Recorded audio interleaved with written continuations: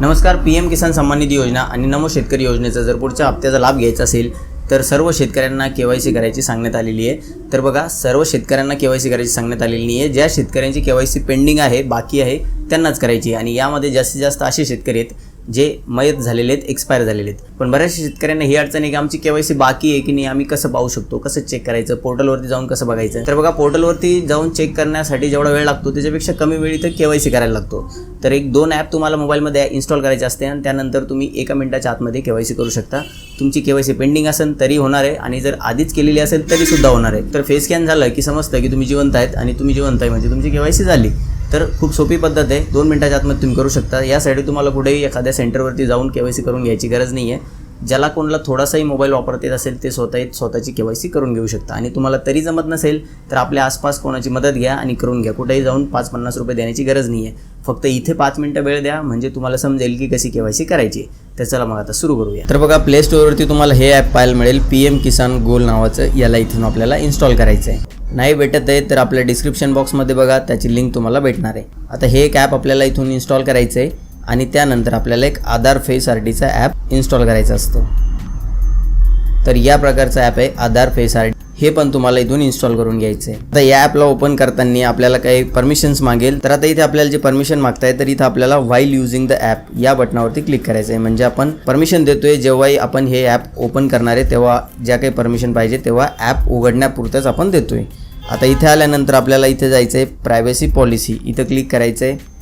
खाली घ्यायचं आहे, आपल्याला पूर्ण खाली घ्यायचं आहे. जसं की आपण आता ही पॉलिसी पूर्ण वाचलेली आहे आणि इथे जे काही कंडिशन लिहिलेलं आहे आपण असं सांगू की आम्ही हे वाचलेले आहेत. ॲक्च्युली इंग्लिशमध्ये कोणता शेतकरी वाचणार याला, पण याला तुम्हाला काय करायचं आहे, ओपन करायचं आहे प्रायव्हसी पॉलिसीला आणि त्यानंतर वरती एक ऑप्शन पाहायला मिळेल बघा, नेक्स्ट या बटनावरती क्लिक करायचं आहे. जी काही पॉलिसी आहे ही इथं वाचलेली नाही आहे म्हणून ते एरर येत असतं. आता इथे आल्यानंतर आपल्याला भाषा निवडायची आहे. इंग्लिश आणि हिंदीचं आपल्याला ऑप्शन मिळालेलं आहे तर आपण इथं इंग्लिश सिलेक्ट करतोय. तुम्हाला जी सोपी वाटेल ती सिलेक्ट करू शकता. इंग्लिश सिलेक्ट झाली. आता इथे आपल्याला सबमिट बटनावरती क्लिक करायचं आहे. आता एक पॉपअप येईल, त्या पॉपअपला फक्त इथं ओके करा. आता इथे बघा, अपडेट मोबाईल नंबर आणि लॉग इनचा ऑप्शन आहे. आता तुम्ही जर इथं ऑलरेडी लॉग इन केलं असेल तर इथे तुम्हाला डॅशबोर्डचं ऑप्शन भेटेल, पण आता इथे लॉग इन नाही आहे म्हणून आपल्याला इथे लॉग इन करायचं आहे. आता इथे आपल्याला बेनिफिशरी सिलेक्ट करायचं आहे आणि इथे आधार नंबर किंवा रजिस्ट्रेशन ID टाकायचं. तर जनरली आपल्याकडे आधार नंबर असतो, पाठ पण असतो बऱ्याचशा शेतकऱ्यांना, तर आधार नंबरच आपण इथं टाकणार आहोत. आता आधार नंबर टाकल्यानंतर फेशियल KYC लॉग इन या बटनावरती आपल्याला क्लिक करायचं आहे. आता याचा अर्थ काय होतो की आपण इथे आधार नंबर टाकून या ॲप थ्रू डायरेक्टली KYC करतोय. मग आपली KYC पेंडिंग असो किंवा नसो आपण डायरेक्ट KYC करायला जातोय. आता या बटनावरती क्लिक केल्यानंतर आधार फेस RDचं जे ॲप आहे ते ऑटोमॅटिकली ओपन होणार आहे. आता तुम्हाला तुमचा चेहरा या सर्कलमध्ये आणायचा आहे. आता इथे जर फेस स्कॅन होत नसेल ना तर एक प्रॉब्लेम आहे की तुम्ही बॅक कॅमेराने स्कॅन करत असणार आहे. कारण आपण काय करतो, आपल्या समोर व्यक्ती उभा आहे, आपण असं स्कॅन करतो, म्हणजे समोर व्यक्ती असतो आणि आपण फेस स्कॅन करण्याचा प्रयत्न करतो. तर तुम्हाला काय करायचं आहे, फ्रंट कॅमेरा ओपन करायचा आहे आणि समोरचा कॅमेरा ओपन करून त्यांचा फेस समोरच्या कॅमेऱ्याने स्कॅन कारण आपण सेल्फी कॅमेऱ्याने स्कॅन करतो तर लवकर स्कॅन होतो फेस. आता तुमचं फेस स्कॅन झालं म्हणजे तुमची एक प्रकारे KYC सुद्धा झालेली आहे. आणि ते बघण्यासाठी आता इथे तुम्हाला 3 ऑप्शन पाहायला मिळेल. आधी तुम्हाला फक्त 2 ऑप्शन होते, अपडेट मोबाईल नंबर आणि लॉग इन. आता तुम्हाला इथे लॉग आउट दिसतंय म्हणजे आपण ऑलरेडी लॉग इन झालेलो आहे आणि इथे डॅशबोर्ड दिसतंय. तर आपल्याला काय करायचं आहे, ते डॅशबोर्डवरती क्लिक करायचं आहे की आपल्या कोणतं स्टेटस पेंडिंग दाखवते किंवा KYC वगैरे पेंडिंग दाखवतं की यासाठी.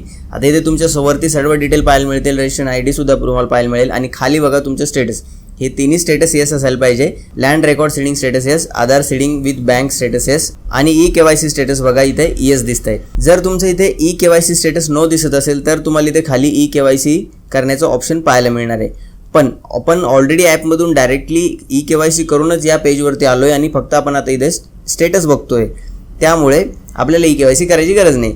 पण आता इथे तुम्ही तुमच्या आधारने लॉग इन केलेलं आहे तर तुम्हाला एखाद्या दुसऱ्या बेनिफिशरीचं जर स्टेटस बघायचं आहे की KYC झाली की नाही झाली तर तुम्हाला इथे खालच्या बटनावरती क्लिक करायचं आहे KYC फॉर अदर बेनिफिशरी. यावरती क्लिक केल्यानंतर तुम्हाला इथे आधार नंबर टाकायचा आहे दुसऱ्या बेनिफिशरीचा, ज्यांनी इथं लॉग इन केलेलं नाही म्हणजे त्यांचं फेस आतापर्यंत ॲपमध्ये स्कॅन झालेलं नाही आहे. त्यांचा आधार नंबर टाकून मग सर्चवरती क्लिक करायचं आहे. जर इथं असं दाखवलं की KYC ऑलरेडी डन तर मग त्या व्यक्तीला KYC करायची गरजच नाही आहे. आणि जर दाखवलं की KYC पेंडिंग आहे तर KYC करण्यासाठी पुन्हा तीच प्रोसेस होणार आहे.